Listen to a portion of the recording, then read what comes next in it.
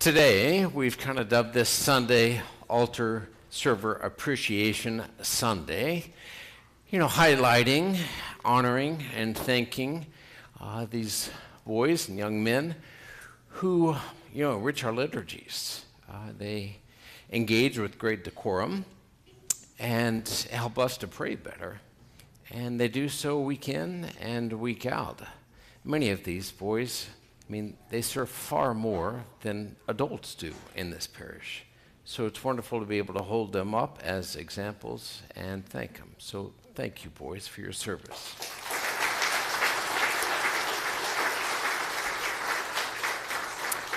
It also gives me a chance to speak with them and ask them questions. I have not given any of them the answers beforehand, which may or may not become evident. Don't worry, don't be bashful. I can work with about any question or answer that you give, right? So let's just talk. Let's talk about this gospel. Why would Jesus recommend cutting off a hand or a foot or gouging out an eye? Why would he do that?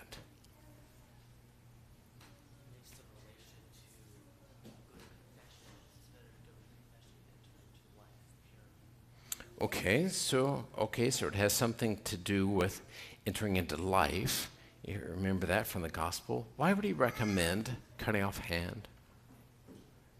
He said, if it causes you to sin, cut it off or pluck it out. Sin in the original language means missing the mark. It's like an archer aiming at a target and missing his target. That's what sin is. That's what the meaning of it is. It's missing the mark of your life. It's not being on target. Now, why would he do this? Well, he was using a device called hyperbole, an exaggeration to underscore the seriousness of this, how important it is.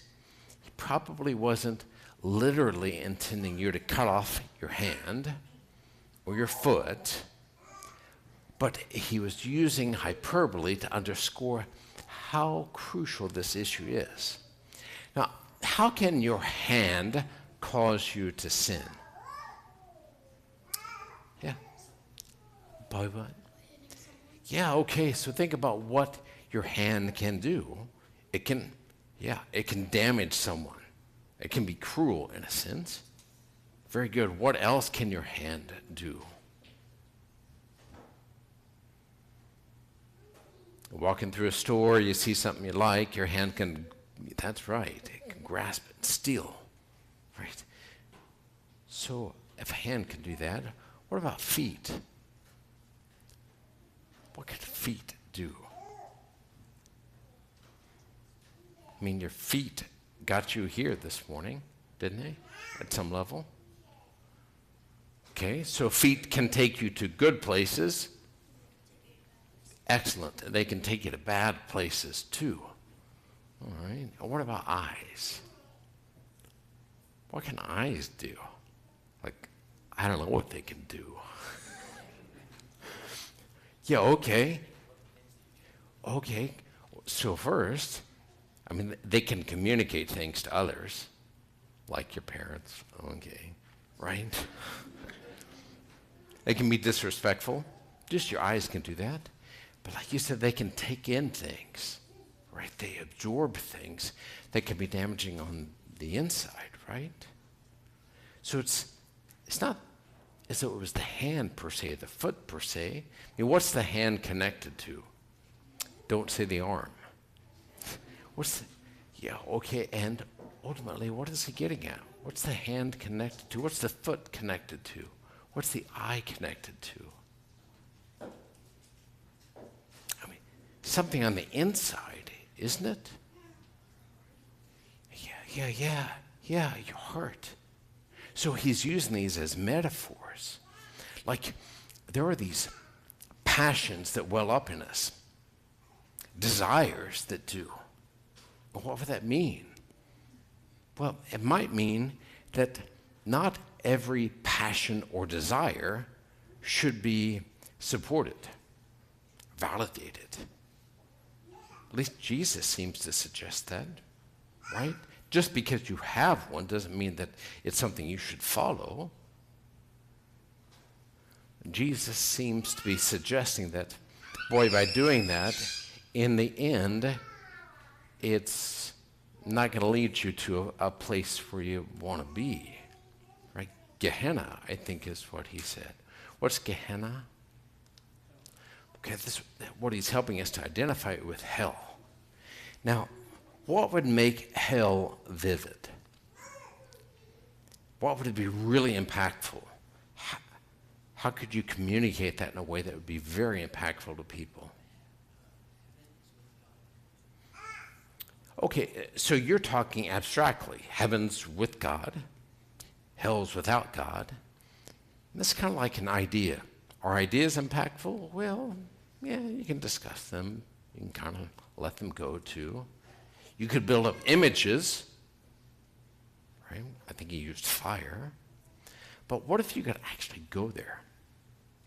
What if that was a place that you actually recognized? You're like, oh my gosh, I don't want to go there. Gehenna is actually a place outside of Jerusalem. It's this huge valley outside of Jerusalem. In Old Testament times, sacrifices to evil gods were offered there. Terrible, grotesque sacrifices of burning children alive. Terrible. Something to consider as we move into Respect Life Month, huh? All life is sacred. In Jesus' day, the people of Jerusalem would take all their garbage out to this valley, Gehenna, and it would be lit on fire. Do you produce more garbage as you live? Do you have to take the trash out every week? So all the time trash is being brought out there and it burns. And as he said, it never goes out. It just smolders. Have you ever lit trash on fire? Maybe that's not a good idea. Have you ever smelt burning garbage? No. It's terrible. Putrid odor. There were times in my life where I lived close to hog farms and to meat packing plants. And they burn the blood there occasionally. And if the wind was just right or just wrong, right, that odor would waft over, and it was terrible. So these people would have understood that immediately. And I think Jesus was saying, it's not just something down the road to worry about, but it's like when you miss the mark, when you're overcome by these passions that well up, it's like some of that putrid odor is creeping into your life. Resist that. Does that make sense? What would be needed, do you think? What would be helpful? What would be needed? What is he suggesting? When these things move within us, it might be like self-control or discipline.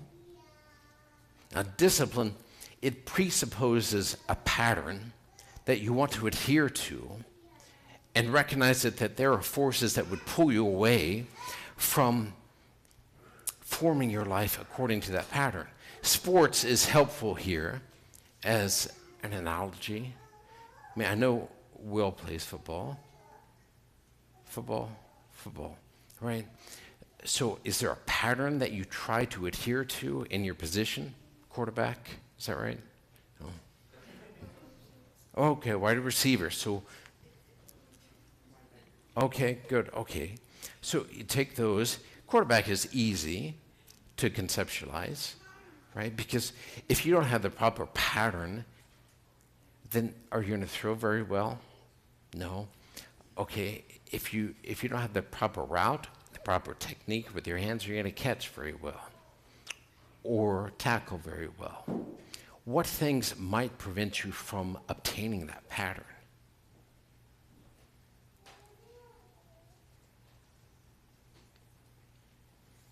I mean, you just not listen to your coach. That might be part of it. I know it already. Why am I even here listening to him? Yeah, and how might that happen? Okay. And I don't know, maybe you didn't practice very well? So you think laziness or something like that could creep in? Could that be part of it? Basketball is another good example. I mean, obviously there's a pattern that you want to gain so that you can make the baskets frequently. But with basketball, it's easier to see, well, if I'm selfish, if I'm a ball hog, things are not going to go very well. Is that right? I think that's what Jesus is getting at. There's a pattern of life that's authentic and good. And there are things that would pull you away from it. And to the degree that it does, well, that terrible odor of Gehenna kind of wafts into your life. Does that kind of make sense? Which brings us back to altar serving. In the last 60 years or so, altar serving has kind of been reduced down to tasks. Get the water, get the book, carry this thing in. It's kind of been reduced to that. It's coincided with what boys and men have often been told. Don't get the door for girls anymore. I mean, who do you think you are? They are as good as you. They can do it, right? They don't need you to do that for them. But of course, that was never what that was about. It was about putting yourself at the service of someone else and anticipating the needs that they might have and getting your eyes off yourself and onto others. Does that make sense?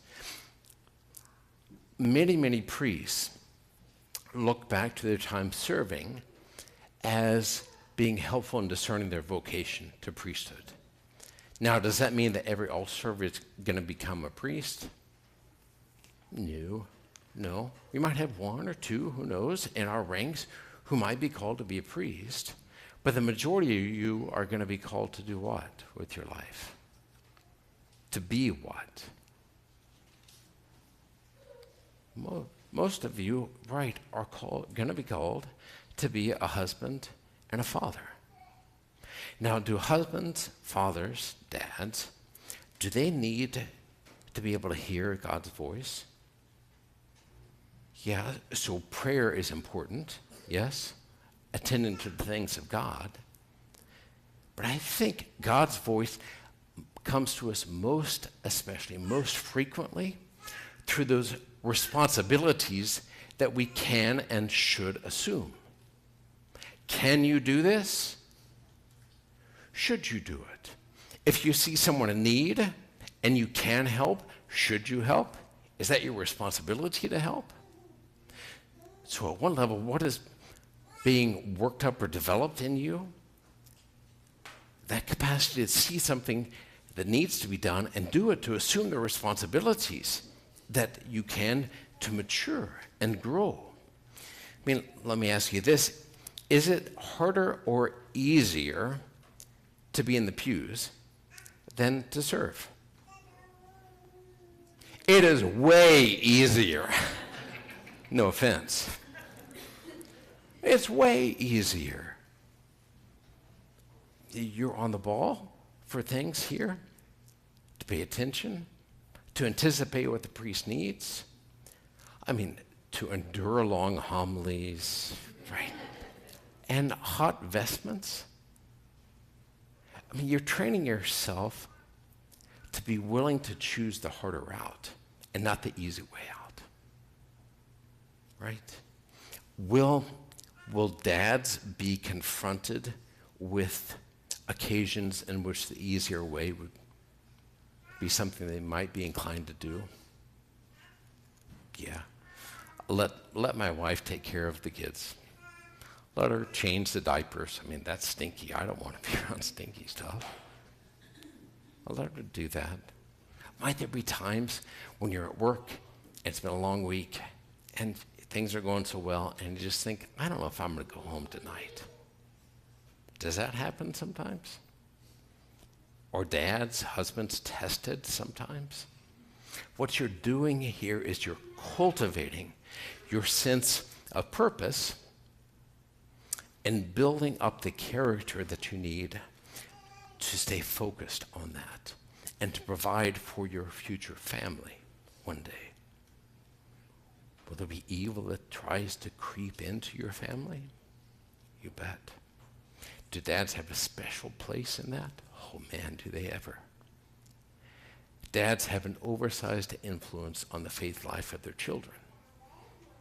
So even though it's way down the road, who are you benefiting? Your kids. Isn't that cool? Yeah. Thank you for what you do and for the example that you're providing. You benefit all of us. Bless you.